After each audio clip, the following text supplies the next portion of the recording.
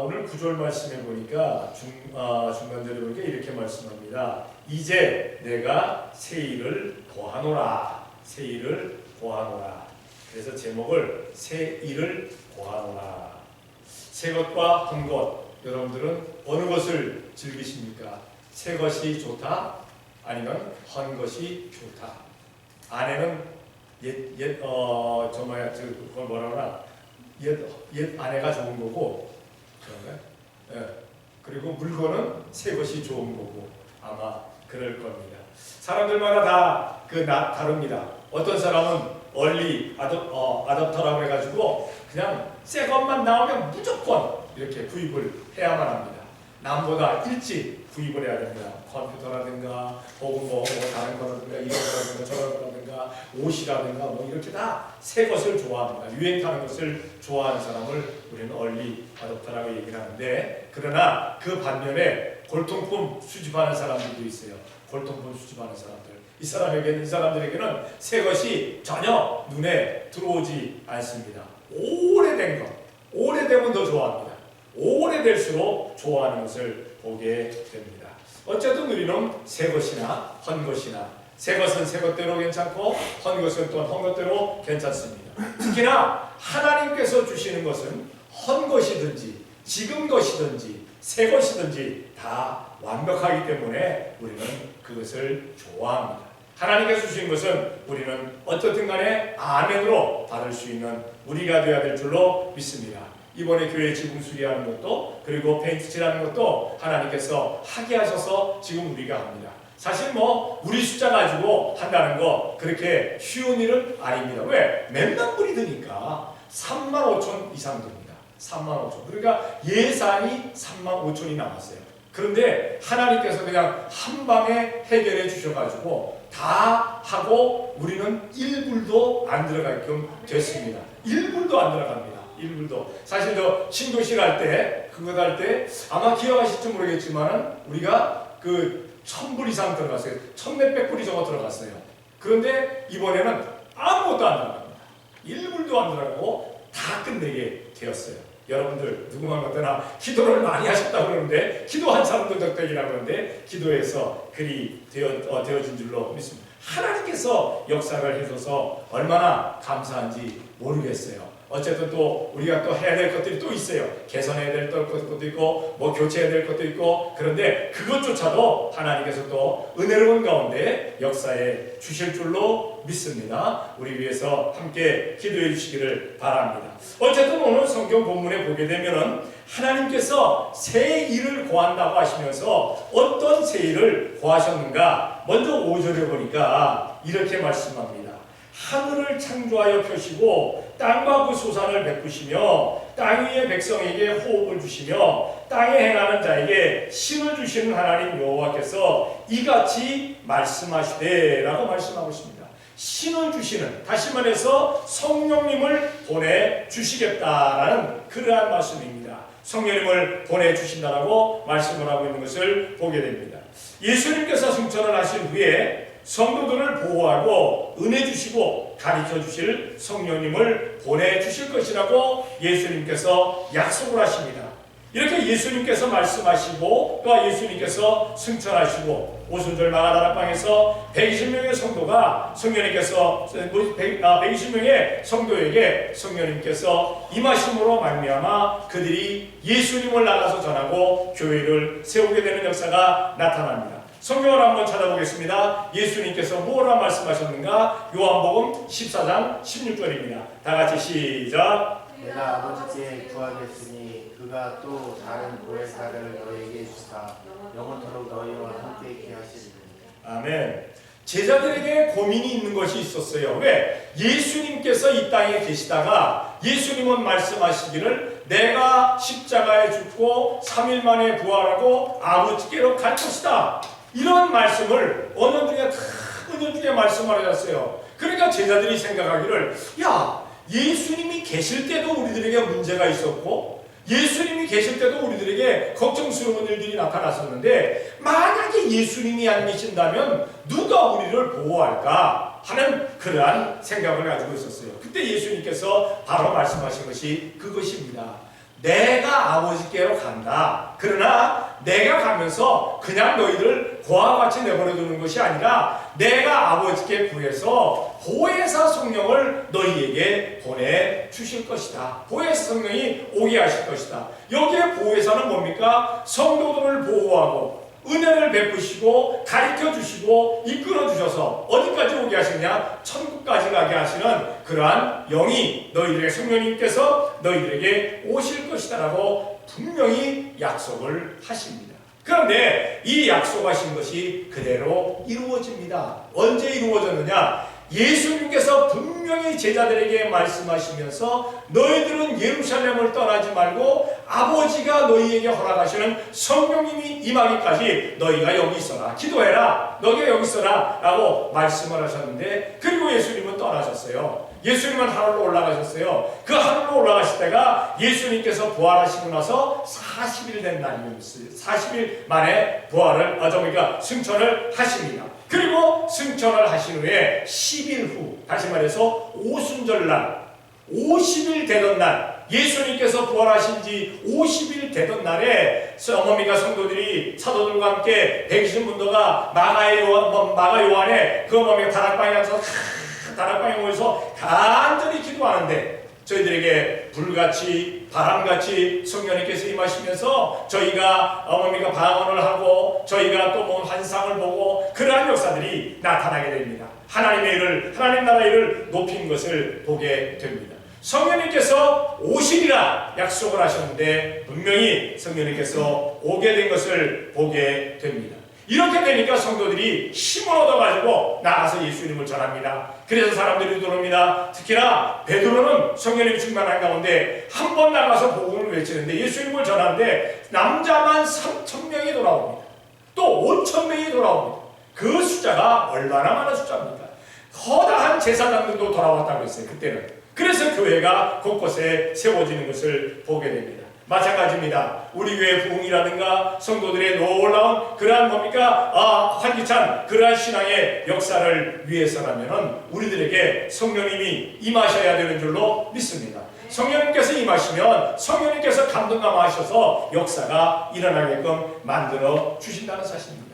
뿐만 아니라 성령님이 오셔야만이 우리가 예수님을 믿는다고 하면서 예수님을 구주라고 그렇게 예수님을 나의 주인이라고 고백할 수가 있어요. 성령님이 아니면 그 고백이 안 나온다라고 분명히 말씀을 하고 있습니다. 성경을 한번 찾아봅니다. 고린도전서 12장 3절 다 같이 시작. 그러므로 내가 너에게 알게 하노니 하나님의 영으로 말하는 자는 누구든지 예수를 저주할 자라 하지 않고 또 성령으로 아니하고는 누구든지 예수를 주시라 할 수 없느니라. 많은 예수님을 믿는다고 하는 사람들, 교회 나오는 사람들 가운데도 예수님을 자기의 구주로 고백하지 않는 사람들이 있어요. 예수님을 자기의 구주로 고백하지 않는 사람, 메시아로 고백하지 않는 사람이 있어요. 그게 왜냐? 성령님께서 그들에게 임하시지 않았기 때문입니다. 그런데 우리는 어떻습니까? 예수님을 나의 구주로 믿습니다. 믿어두면 다 같이 아멘. 네. 이게 바로 성령님께서 하시는 일입니다. 예수님이 믿어졌다, 성령님이 하신 거예요. 그런데 예수님이 믿어지지 않는다. 목사들 가운데도, 장로들 가운데도, 권사들 가운데도, 집사들 가운데도, 성도들 가운데, 직분자들이 그런데 성도들이 어떻겠어요? 모르는 사람들, 평신도들은 아예 예수님에 대해서 나의 구주라고 그렇게 고백하지 아니하면서도 비즈니스상 혹은 사람들 만나보러 그렇게 오는 사람들이 없지 않아 있다는 사실입니다. 그래도 우리가 예수님을 나의 구주라고, 내가 예수님을 믿어서 내가 죄사함 받고 내가 천국에 갈 수 있다는 것, 그런 것을 우리가 믿게 돼서 우리가 감사해야 될 줄을 믿습니다. 그 믿게 하심을, 그 고백하게 하심을 누가 하시느냐? 바로 성령님께서 하여 주신다는 사실입니다. 성령님께서 역사하시면 결코 예수님을 저주할 자라고 말할 수가 없다고 했어요. 그런데 어떤 사람들은 어떻습니까? 내가 예수 믿는 바람에 내가 이렇게 저주를 받았다고, 내가 예수 믿어서 내가 이렇게 그냥 망했다고, 이거 예수님을 저주할 자로 만들어버립니다. 이건 성령님께서 하시는 일이 아니라는 겁니다. 그 안에 성령님이 안 계셔서 그래요. 우리가 성령님께서 내 안에 오셔서 예수님을 구세주로 고백하지 못하면서 어떻게 나가서 예수님을 전하겠어요?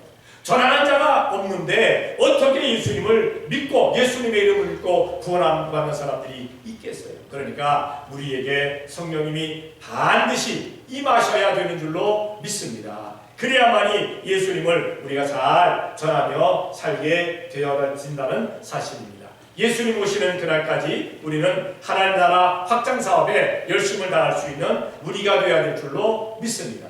더 많은 사람들이 나가서 복음을 전하는 것을 보게 돼요. 제가 이번에 그 시카고 총회에 갔다 왔어요. 총회에 갔다 왔는데 우리 교단에서도 한 100여 명 이상이 거의 이제 점점 선교사들이 많이 늘어나더라고요. 그런데 이번에는 코로나 때문인가 두 명을 이렇게 보냅니다. 파송을 했어요. 그러니까 지금 있는 숫자에서 2명을 더 파송을 하는 거예요.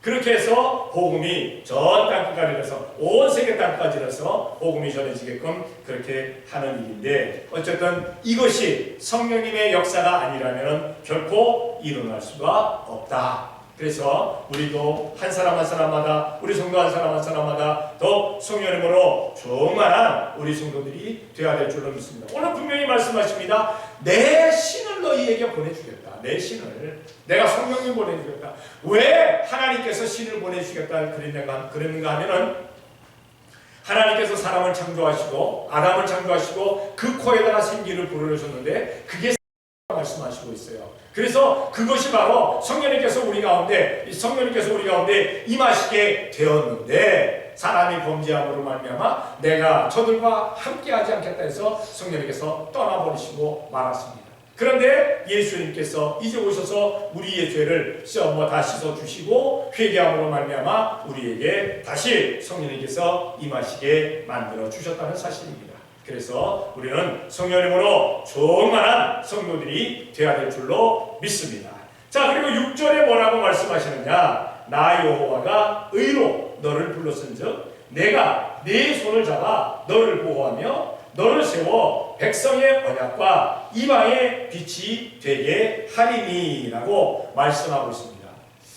밤에 인공위성이 하늘에 떠올라가지고 이 지구를 돌면서 계속 다 사진을 찍습니다. 여기저기 사진을 찍습니다. 이 사진을 찍으면서 어디가 전쟁을 준비하는가, 어디가 어떤 일이 일어나는가 이런 것도 하겠지만은 어디가 어떤가 상황을 찍다가 가장 극명하게 다른 부분이 나타나는 나라가 있습니다. 어딘가 대한민국입니다. 대한민국. 우리 대한민국은 한반도입니다. 그런데 반쪽이 갈려졌어요. 그래서 아래는 대한민국, 위에는 조선인민공화국 이렇게 됐잖아요. 그래서 우리는 그냥 쉽게 부르기를 북한, 남한. 이번에도 제가 여행을 갔다가 어디에 가서 그렇죠. 커피 한 잔을 사려고 들어갔는데 이야기를 하다 보니까 어디서 왔냐고 묻더라고요. 그래서 우리 버지니아에서 왔다니까 아니 그게 아니라 어느 나라 사람이네요. 그래서 그렇죠. 코리아라고. 차이니스네. 걔네들은 왜 우리를 차이니스라고 보는지 모르겠어요. 꼭 물어보면 중국 사람이에요. 왜? 중국 사람이 너무 많으니까. 우리 쌤도 그렇습니까? 누구한테 그 동양 사람한테 물을 때 당신 그 중국 사람입니까? 묻습니까? 아닐 것 같아.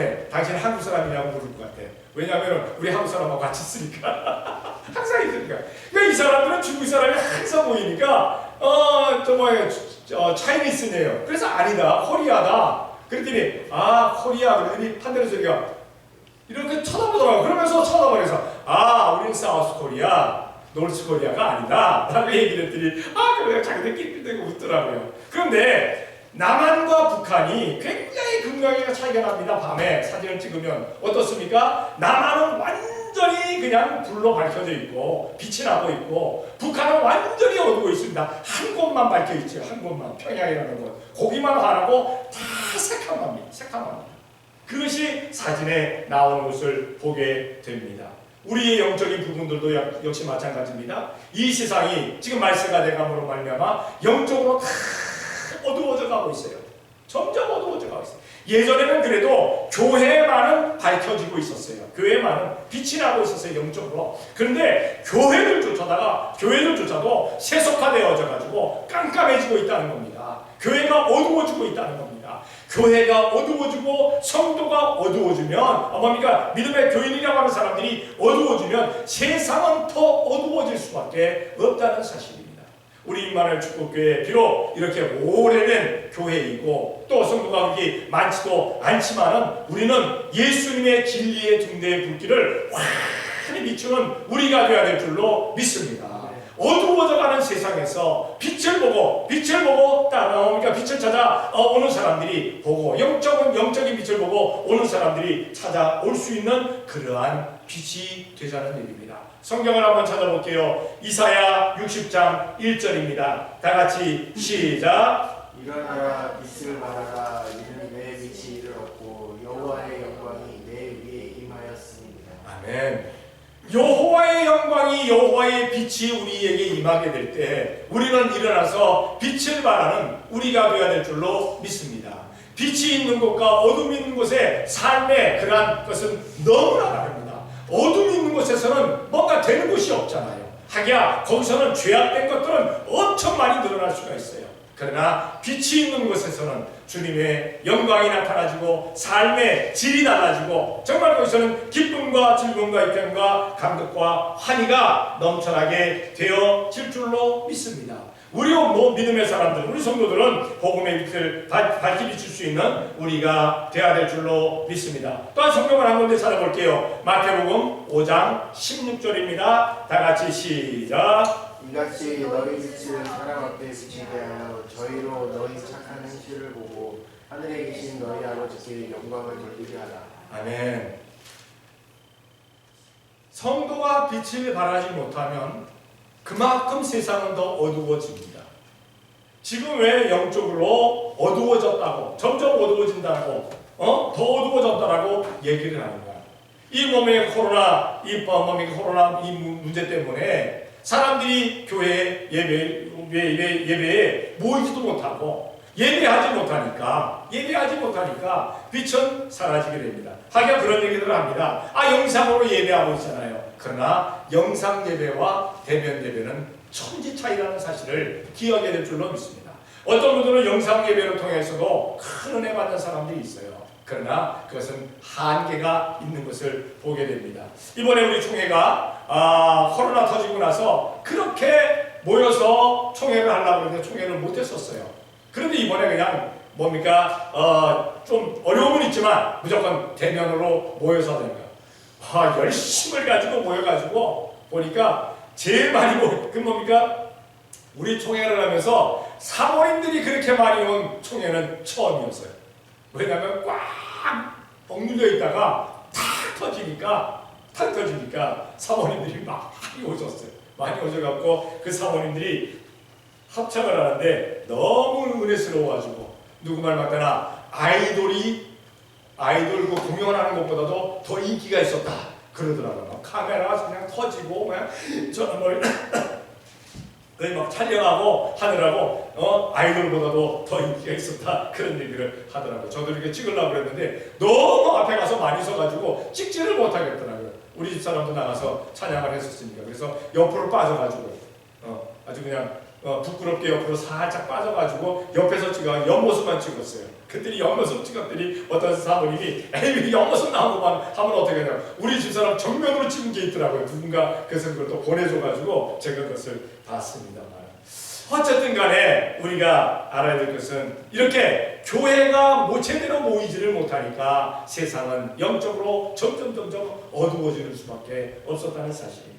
그러나 이제 우리가 더 열심을 가지고 모일 수 있는 예배하면서 모여서 어둠을 몰아내는 우리 교회가 되어지도록 우리가 더 간절히 기도하는 우리가 되어야 될 줄로 믿습니다. 과연 나는 예수님의 빛을 세상에 비추고 있는가? 아니면 나는 예수님의 빛을 제대로 비추지 못해서 세상 어두움과 내가 함께 동화되고 있지는 않는가? 우리 스스로를 돌아볼 수 있는 우리가 되어야 될 줄로 믿습니다. 어쨌든 하나님께서 말씀하시기를 새 일을 구하는데 너희로 하여금 빛이 되게 만들어주겠다. 빛이 되게 만들어주겠다.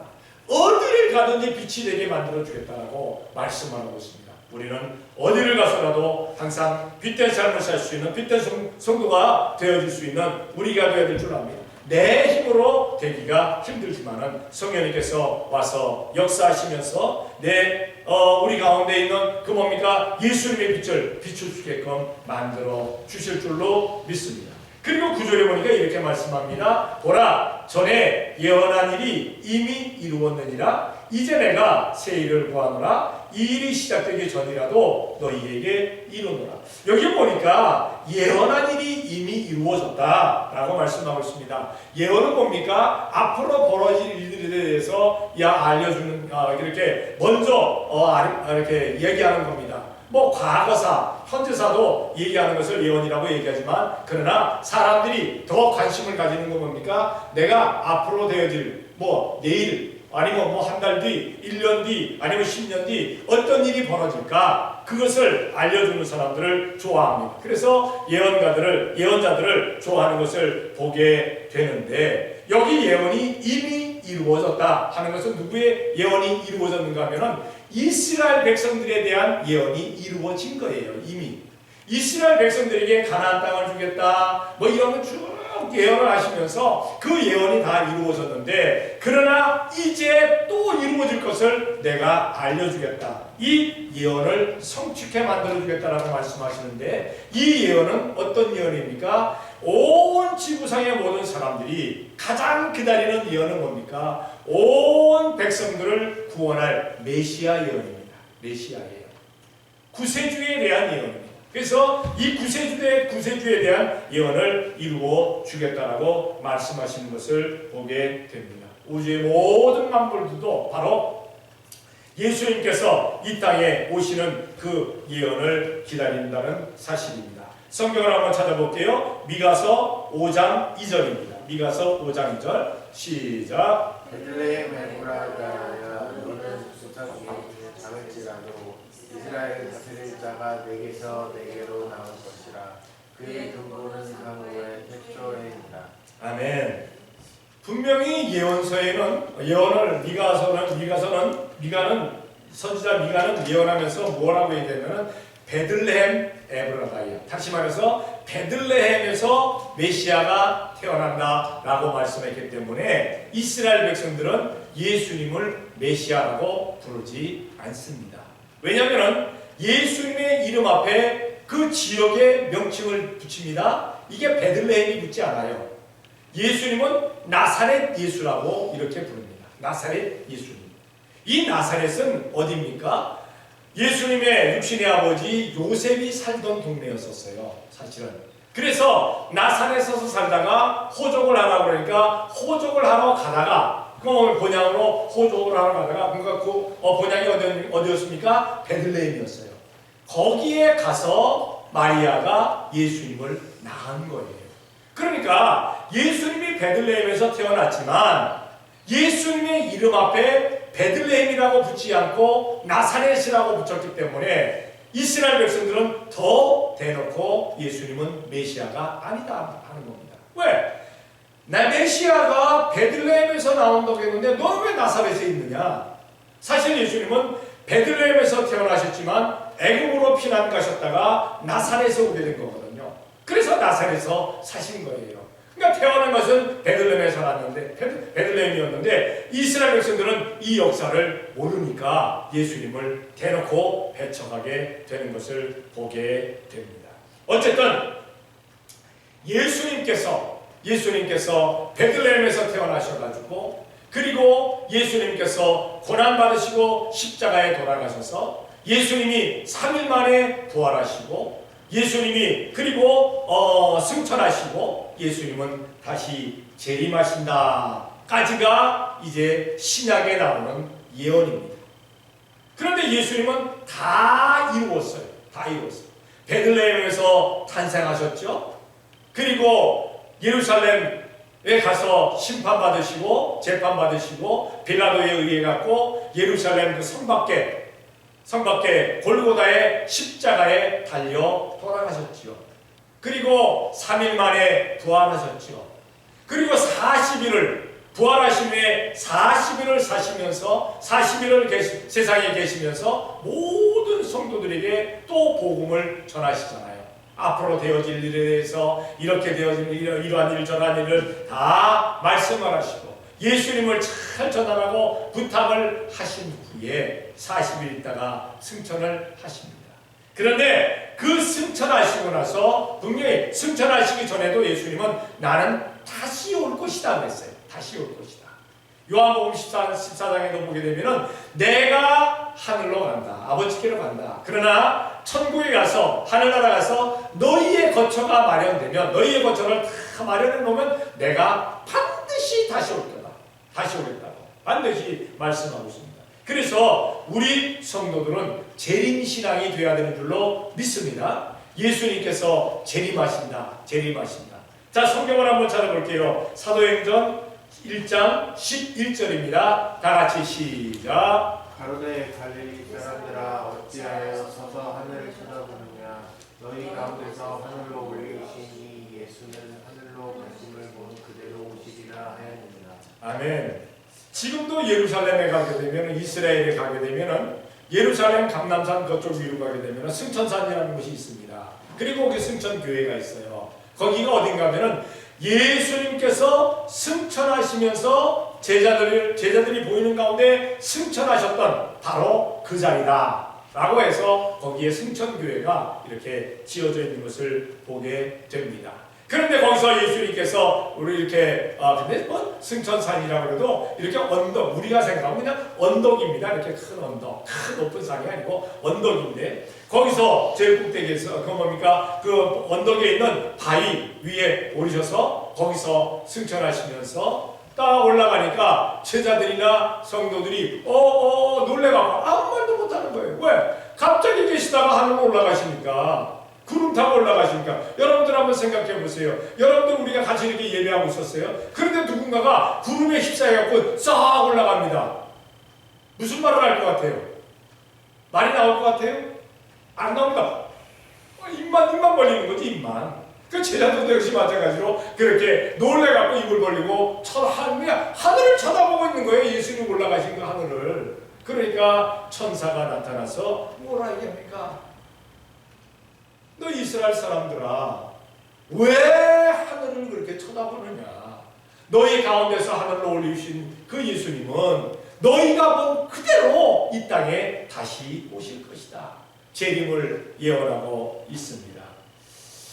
마귀는 사탄은 이 어두운 때의 마지막 때가 되어서 택한 사람이라도 유혹하려고 합니다. 그래서 예수님을 믿는다고 하는 사람들 가운데도 어떤 종파에서는 이미 예수님의 예수님의 재림이 이루어졌다라고 얘기하고 있어요. 예수님 재림 끝났다라고 얘기하고 있습니다. 그러나 성경은 그렇게 말씀하고 계시지 않아요. 그리고 뿐만 아니라 그들은 그렇기 때문에 요한계시록을 보지 못하게 합니다. 왜? 요한계시록을 보게 되면은 마지막 때의 일들이 너무 상세하게 기록이 되니까 그거 보면은 뭡니까? 성도들이 천국을 너무 사모할 것 같으니까 보지 못하게 만듭니다. 그래서 뭐 요한계시록을 보면 시험에 드느니 요한계시록을 보면 뭐 종말론자가 되느니 그렇게 이야기를 해서 못 보게 합니다. 그러나 우리 믿음의 사람들은 알아야 할 것은 우리 믿음의 사람들은 재림신앙으로 무장해야 되는 줄로 믿습니다. 다시 말해서 예수님 반드시 재림하십니다. 예수님은 재림하십니다. 왜? 예수님께서 약속하신대요. 예수님께서 약속하신대요. 예수님이 약속을 하면 우리 그거 뭐 믿을 필요 없어요. 그런데 예수님이 약속하셨잖아요. 반드시 다시 올 것이라고. 그리고 천사들이 선포를 하잖아요. 하늘로 가심을 본 그대로 너희 반드시 예수님께서 다시 오실 것이라고. 그대로 오시리라고 그렇게 선포하고 있습니다. 예수님 반드시 재림하십니다. 우리는 그 재림하시는 예수님을 우리가 기다리는 그리고 열심을 다해서 믿고 살아가는 우리가 되어야 될 줄로 믿습니다. 예언은 반드시 성취가 된다는 사실입니다. 우리는 성령님으로 충만한 우리가 되어야 되겠고 또한 예수님의 빛을 바라며 살아가는 복음의 빛을 바라며 살아가는 우리가 되어야 되겠고 예수님의 예언 하나님의 말씀에서 예언된 모든 예언들 이제 마지막으로 이루어질 재림신앙으로 무장한 성도들이 되어서 세상 살면서 항상 본된 삶을 사는 성도들이 되어지시기를 예수님의 이름으로 축원합니다. 기도하겠습니다. 사랑의 아버지 하나님 감사합니다. 사랑하여 주시어서 오늘도 이 시간 주님 앞에 나와 예배할 수 있는 복을 주신 것 감사합니다. 우리 주님께서 하나님께서 새 일을 거한다 말씀하십니다. 내가 성령님을 우리들에게 보내주신다 말씀을 하셨고 또한 빛이 되게 만들어 주시겠다고 말씀하셨고 예언이 반드시 이루어짐을 우리들에게 말씀하고 계십니다. 우리 온 성도가 성령님으로 충만한 성도 되어지게 되게 도와 주시옵소서. 빛된 삶을 살아가는 성도가 되어지게 도와주시옵고 아버지 하나님 재림신앙으로 온전히 무장되어서 더 많은 사람들에게 예수님 다시 오심을 전하며 살아갈 수 있는 우리 복된 성도들이 되어지게 복내려 주시옵소서. 믿사옵고 예수님의 이름으로 기도 드리옵나이다. 아멘.